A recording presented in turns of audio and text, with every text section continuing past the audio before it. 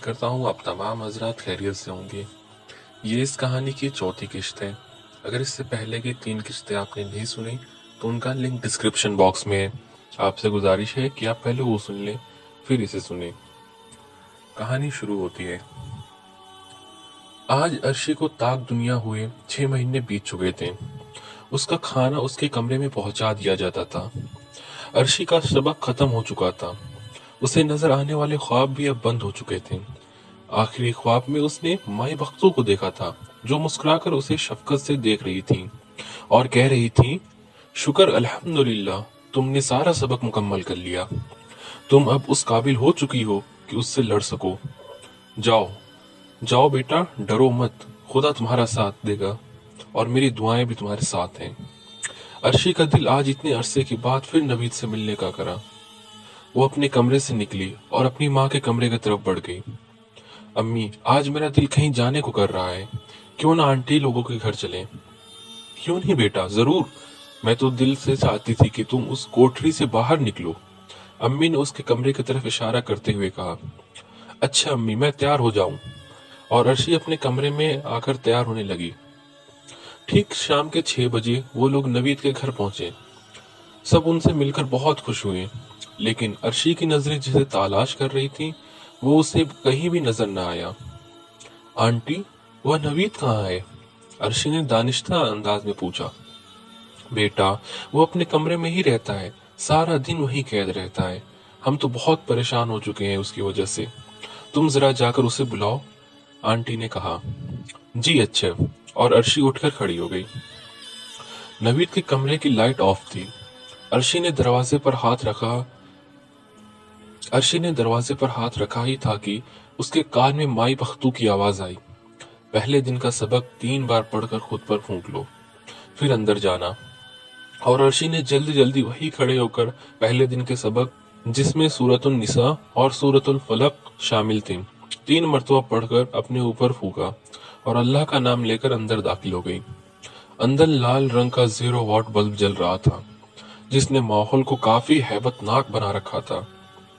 Bed پر نوید سر جھکائے ہوئے بیٹھا تھا۔ ہیلو نوید، عرشی نے اسے مخاطب ہوتے ہوئے کہا۔ جواب میں نوید نے سر اٹھا کر اس کی طرف دیکھا۔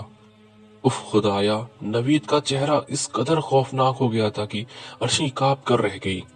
اس کی آنکھیں انگاروں کی طرح دہک رہی تھیں اور وہ عرشی کو قہر بھر برساتی نظروں سے دیکھ رہا تھا۔ تو کیوں آئی ہے یہاں؟ جا دفع ہو جا ورنہ ختم کر دوں گی تجھے، نوید کے بجائے کسی عورت کی گرجدار آواز فضا میں گونجی جو بظاہر نوید کے منہ سے ہی نکل رہی تھی۔ عرشی نے خوف سے جھرجھری لی۔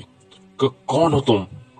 تیری موت، یہ کہتے ہوئے نوید اٹھا اور عرشی کی طرف لپکا۔ اس کے ہاتھ عجیب انداز میں اٹھے اور اس کے چہرے کا نقشہ بگڑ چکا تھا۔ اس کی آنکھوں، ناک اور منہ سے چنگاریاں نکل رہی تھیں۔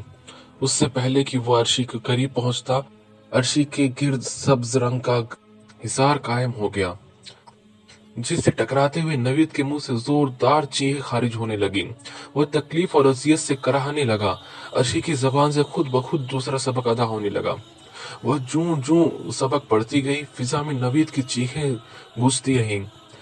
سب سبق پڑھ کر اس نے آخر میں نوید کے اوپر پھونک ماری تو نوید کو ایک جھٹکا لگا۔ وہ ساکت ہو گیا اور بیڈ پر گر گیا۔ کمرے میں ٹیوب لائٹ کی روشنی پھیل گئی۔ عرشی نے محبت بھری نظر نوید پر کے وجود پر ڈالی۔ اس کی آنکھیں بھر آئیں۔ اس نے فوراً دروازہ کھولا اور باہر نکل آئی۔ حیرت انگیز طور پر نیچے سب لوگ پہلے کی طرح ایک دوسرے سے باتیں کرنے میں مشغول تھے، جیسے کسی نے کوئی چیخ کی آواز سنی ہی نہ ہو۔ عرشی نیچے اتری۔ ابو، وہ ذرا گاڑی کی چابی چاہیے تھی۔ اس کی آواز سن کر سب چونک گئے۔ کیوں بیٹا، خیریت؟ ابو نے پوچھا۔ جی ابو، خیریت ہے، وہ میری سہیلی کا فون آیا تھا، میں ابھی اس سے مل کر آتی ہوں، ضروری کام ہے اس کا۔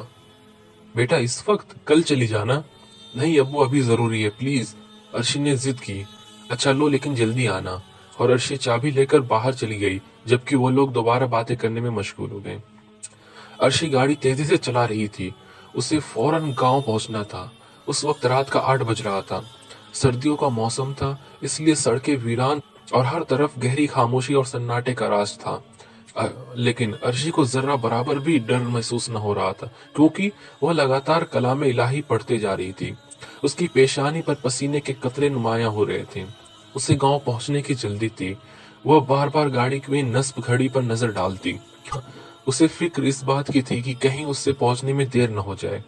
वह गांव 9:30 बजे पहुंच गई। उसने अपनी जिंदगी की तेज तरीन ड्राइविंग की थी, लेकिन खुदा की मदद से वो सही सलामत गांव पहुंची। गांव में हर तरफ सन्नाटा और अंधेरा छाया हुआ था। हर तरफ वीरानी और खामोशी थी। तमाम लोग अपने अपने घरों में और अपने बिस्तरों में दुबके हुए थे। अर्शी गाड़ी से उतरी और चलती हुई माई बख्तू की मखसूस जगह पर जा पहुंची, जहां उसकी सफेद चादर मौजूद थी, लेकिन माई बख्तू का नामो निशान दूर दूर तक न था। अर्शी वहीं बैठकर माई बख्तू का इंतजार करने लगी। उसकी नजरें बदस्तूर कुएं पर मरकूज थीं। चंद लम्हों के बाद ही माई बख्तू एक तरफ से आती हुई दिखाई दी। अर्शी उठने लगी। माई बख्तू ने उसे इशारा करके बैठने को कहा।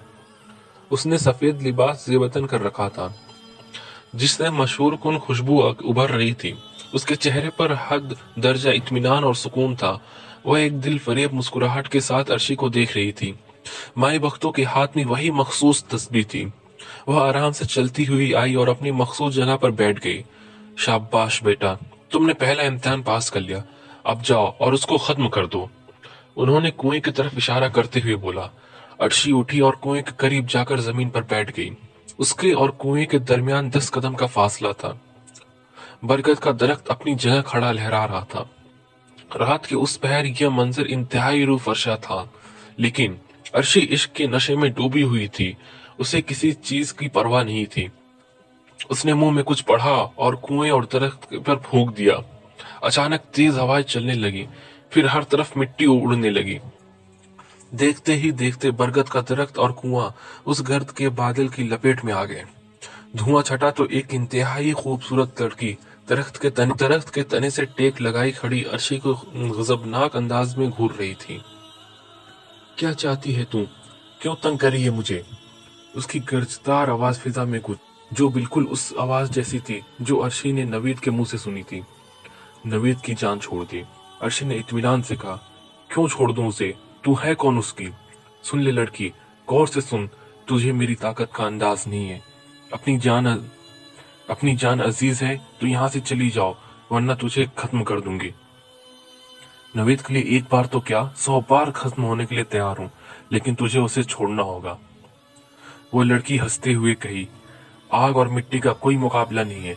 लड़की जा, चली जा, ख्वाह जान से जाएगी। मुकाबला आग का मिट्टी से नहीं, आग का आग से है। तू सरापा आग है, तेरा खमीर आग है, जबकि मेरी रूह आग है, मेरा इश्क आग है, और इश्क की ये आग तेरे सारे वजूद को जला देगी। तो ले, मुकाबला कर। उसने दोनों हाथ कुएं की तरफ किए, जहां से कई तीर फिजा में बुलंद हुए और तेज रफ्तार से अर्शी की तरफ बढ़ने लगे। अर्शी उस हमले के लिए कतई तैयार नहीं थी। वह झुक गई, लेकिन एक तीर उसके हाथ में बेवस्त हो गया। अर्शी के मुंह से चीख निकली। दूसरी तरफ वो लड़की खड़ी कहकहे लगा रही थी। अर्शी ने जख्म की परवाह न करते हुए कुछ पढ़कर उसके ऊपर फूंका, जिससे वो दूर जा गिरी और उस लड़की की शक्ल एकदम तब्दील हो गई। उसके मुंह से एक जोरदार चीख फिजा को चीरती हुई खारिज हुई। ये क्या था? ये क्या किया तूने? मेरी बरसों की मेहनत यूं खाक में मिला दी तूने। चंद लम्हों में वो खूबसूरत लड़की के बजाय कतई बदसूरत लड़की में बदल गई। उसके सर के बाल बिखरे हुए थे, नाखून कदरे लंबे और भद्दे हो गए थे। वो भागकर अर्शी की तरफ आई। अर्शी के करीब पहुंचते ही उसके बिजली के करंट सा लगा, क्योंकि अर्शी के गिर्द सब्ज रंग का हिसार कायम हो चुका था। अर्शी ने बुढ़िया को देखकर कुछ पढ़कर उसके ऊपर फूंका। अब की बार उस औरत के जिस्म में आग भड़क गई थी। वो चीखती हुई इधर उधर दौड़ने लगी। उसकी चीखों में रफ्ता रफ्ता इजाफा होते गया। बरगद के दरख्त में भी बुढ़िया के जिस्म की तरह आग भड़क उठी थी। वो जल रहा था। अर्शी के जिस्म से काफी मिकदार में खून बह चुका था। तीर अब तक उसके हाथ में पेवस्त था। माई बख्तू फौरन वहां पहुंची और तीर अर्शी के हाथ से निकाल दी। अर्शी के वालिद की फोन की घंटी बची। उन्होंने नंबर देखा तो अस्पताल का था। उन्होंने हेलो करके बात शुरू की और दूसरी तरफ से बात सुनते ही फौरन उठ खड़े हुए। उनके चेहरे पर परेशानी के आसार नमूदार हो गए। उन्होंने फोन बंद किया। सबको साथ लेकर अस्पताल पहुंचे। अर्शी ऑपरेशन थिएटर में थी। उसके जिस्म से भारी मिकदार में खून बह चुके थे।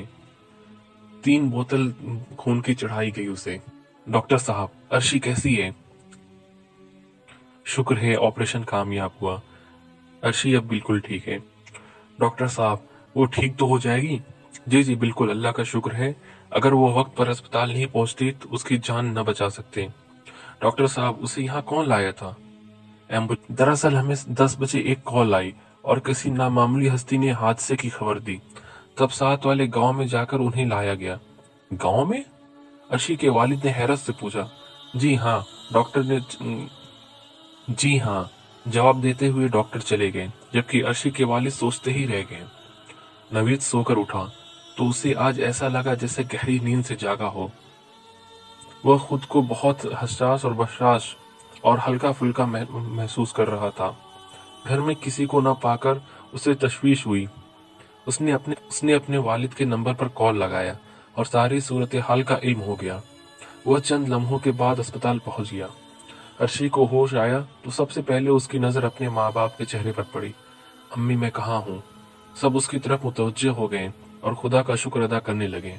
थोड़ी देर बाद अर्शी के वालिद ने उससे पूछा, बेटा तुम गांव क्यों गई थी और तुम्हारे जख्मी होने की इत्तला अस्पताल में किसने दी? माई बख्तू ने। अर्शी ने मुख्तसरन सारा वाकया उनको बताया। तुम्हारी सारी बातों से मुझे इत्तेफाक है, लेकिन माई बख्तू वाली बात कुछ हलक से नीचे नहीं उतरी, क्योंकि उन्हें फौत हुए आज 10वां दिन है। क्या? अर्शी हैरत व गम में मिली जुले जज्बात चेहरे पर सुजाए रह गई। और ये कहानी यही खत्म होती है। उम्मीद करता हूँ आपको ये कहानी अच्छी लगी होगी। अगर आपको ये कहानी अच्छी लगे तो आप मेरे चैनल को सब्सक्राइब जरूर करें। आने वाले वक्त में मजीद इस चैनल पर ऐसी ही फिक्शनल कहानियाँ और इस्लामिक कहानियाँ अपलोड की जाएंगी। अगर आपको अच्छी लगे तो मेरे चैनल को सब्सक्राइब जरूर करिएगा और अपने दोस्तों के साथ भी वीडियोस को शेयर करिएगा। फिर मिलते हैं अगले किसी वीडियो में, तब तक के लिए जज़ाकल्लाह खैर।